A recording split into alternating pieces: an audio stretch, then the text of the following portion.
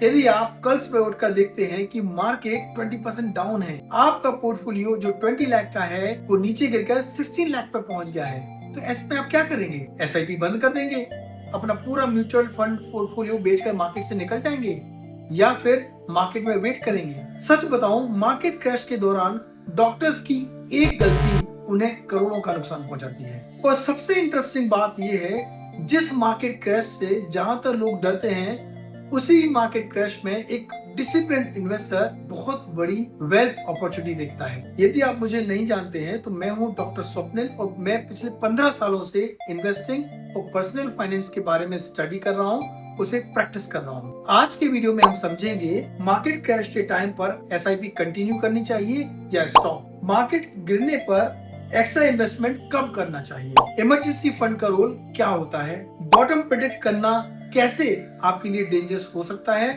और सबसे इम्पोर्टेंट एक सिंपल 4 स्टेप एसआईपी स्ट्रेटेजी जो हर डॉक्टर को मार्केट क्रैश के दौरान फॉलो करनी चाहिए। यदि आप मेरे इस चैनल पर नए हैं तो जल्दी से इसे सब्सक्राइब कर लीजिए और वीडियो को एंड तक जरूर देखिए, क्योंकि जो फ्रेमवर्क मैं आज आपको बताने वाला हूँ वो मार्केट क्रैश में ही नहीं, आपकी पूरी इन्वेस्टिंग जर्नी में यूजफुल रहेगा। चलिए शुरू करते हैं। सबसे पहले हम देखते हैं कि मार्केट क्रैश से डर क्यों लगता है। एक बात समझिए, मार्केट क्रैश से ज्यादा डेंजरस होता है आपका मार्केट क्रैश के दौरान रिएक्शन। डॉक्टर्स यूजुअली लॉजिकल होते हैं, वो एविडेंस बेस्ड प्रैक्टिस करते हैं, लेकिन जब इन्वेस्टमेंट्स की बात आती है तो इमोशंस उनके ऊपर हावी हो जाता है। ऊपर से चारों ओर नेगेटिव न्यूज चलती रहती है। यूएस ने ईरान पर अटैक कर दिया, क्रूड ऑयल प्राइसेस जंप हो गई, डॉलर स्ट्रॉन्ग हो रहा है, रूपी वीक हो रहा है, ग्लोबल अनसर्टेनिटी का माहौल बन रहा है। और ऐसे में आपके फ्रेंड्स और फैमिली मेंबर्स बोलते हैं, यार मैंने तो अपना पोर्टफोलियो बेच दिया है, तू अपना देख ले। ये सब मिलकर एक पैनिक क्रिएट कर देते हैं। ह्यूमन साइकोलॉजी ऐसी है, लॉस का दर्द प्रॉफिट की खुशी से काफी ज्यादा स्ट्रॉन्ग होता है, और इसी वजह से आप क्रैश के दौरान मार्केट के लोएस्ट लेवल पे आप एसआईपी बंद कर देते हैं, अपना इन्वेस्टमेंट बंद कर देते हैं, और यही आपकी सबसे कॉस्टली मिस्टेक बन जाती है। 4 स्टेप स्ट्रेटजी समझने के पहले आइए हम समझते हैं कि मार्केट क्रैश एक अपॉर्चुनिटी कैसे बनता है और कैसे एक डिसिप्लिन इन्वेस्टर्स वेल्थ क्रिएट करता है। सपोज आपकी क्लिनिक का एक कॉस्टली इंस्ट्रूमेंट जो कि 5 से 6 लाख रुपए का आ रहा है, वो यदि आपको डिस्काउंट रेट पर 3 से 4 लाख में मिलेगा तो आप लेंगे कि नहीं लेंगे। सेम उसी तरह से यदि एक कॉस्टली कार आपको एक अच्छी डिस्काउंटेड रेट पर मिल रही है तो उस टाइम पर यदि आपको जरूरत है तो आप उस अपॉर्चुनिटी को ग्रैब करेंगे कि नहीं करेंगे। इसी तरह से जब मार्केट में क्रैश आता है, एक्चुअली उस टाइम पर डिस्काउंटेड सेल लगी होती है, वहां पर आपको म्यूचुअल फंड्स, स्टॉक्स बहुत चीप रेट्स पे मिल रहे होते हैं, वो अपॉर्चुनिटी मिस कर। चलिए इसको हम निफ्टी 50 के चार्ट से समझते हैं। यदि हम रिसेंटली 2 करेक्शंस को देखें, यानी कि 2008 और 2008 में जब क्रैश आया था तो मार्केट रिकवर कर गया था और वहां से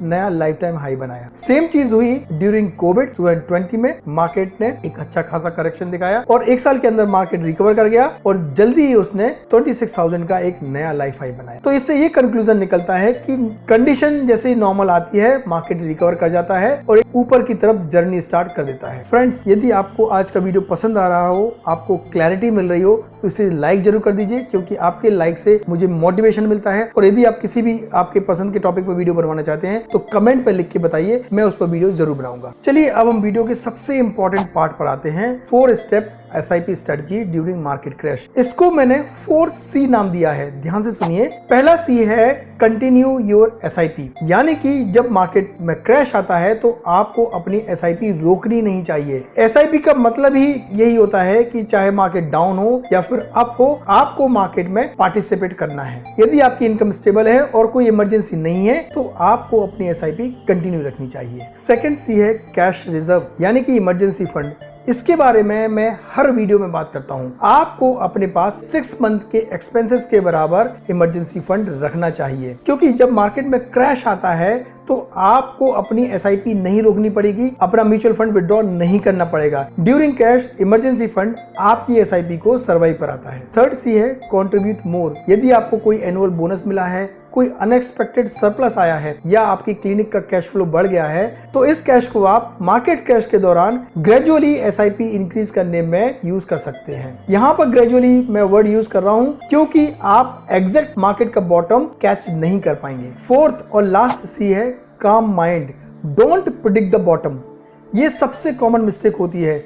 आप क्या सोचते हैं कि मार्केट को भी और गिरने दो तब इन्वेस्टमेंट करूंगा। एक्चुअली में बॉटम को कोई भी कैच नहीं कर पाता है, चाहे वो रिटेल इन्वेस्टर हो या फिर एक्सपर्ट हो या फिर फंड मैनेजर ही क्यों ना हो। आप बॉटम को देखते रह जाएंगे और सडनली मार्केट रिकवर कर जाता है और आप अपॉर्चुनिटी मिस कर देते हैं। इसीलिए स्ट्रेटेजी सिंपल होनी चाहिए, invest systematically, don't predict, just participate. चलिए अब हम क्विकली इनको दो डॉक्टर्स के एग्जांपल से समझते हैं। एक डॉक्टर ए, जब उन्होंने मार्केट क्रैश देखा उन्होंने SIP बंद कर दी, 2 साल का वेट किया। अब वहीं पर दूसरे डॉक्टर बी जिन्होंने अपनी SIP को कंटिन्यू रखा, 2008 में जहां पर क्रैश आया उन्होंने इस टाइम पर SIP कंटिन्यू रखी और जो भी एडिशनल अमाउंट आया टॉप अप किया और फर्दर उन्होंने बाय किया। तो यहाँ पर इनको ये जो अपवर्ड चार्ट आप यहाँ पर देख रहे हैं, इसका फायदा डॉक्टर बी को मिल जाएगा। वहीं पर डॉक्टर बी जो 2 साल बाद इन्वेस्टमेंट स्टार्ट करते हैं, यानी कि 2010 में या 11 में स्टार्ट करते हैं, तो यहाँ पर उनको डॉक्टर बी की कंपैरिजन में कम रिटर्न्स मिलेंगे और लॉन्ग टर्म में ये छोटा सा डिफरेंस एक बहुत बड़ी वेल्थ क्रिएट करता है। अब मैं पूरी वीडियो को 30 सेकंड में समराइज करता हूं। अब नेक्स्ट टाइम जब भी क्रैश आता है तो आपको 4C याद रखना है। Number 1, continue your SIP। Number 2, cash reserve. Number 3, contribute more. And number 4, काम माइंड। मार्केट क्रैश टेम्परेरी होता है लेकिन कंपाउंडिंग परमानेंट होती है। डियर डॉक्टर्स, यदि आप investing, mutual fund, tax planning and wealth creation को सिंपल लैंग्वेज में समझना चाहते हैं तो इस चैनल को जल्दी से सब्सक्राइब कर लीजिए।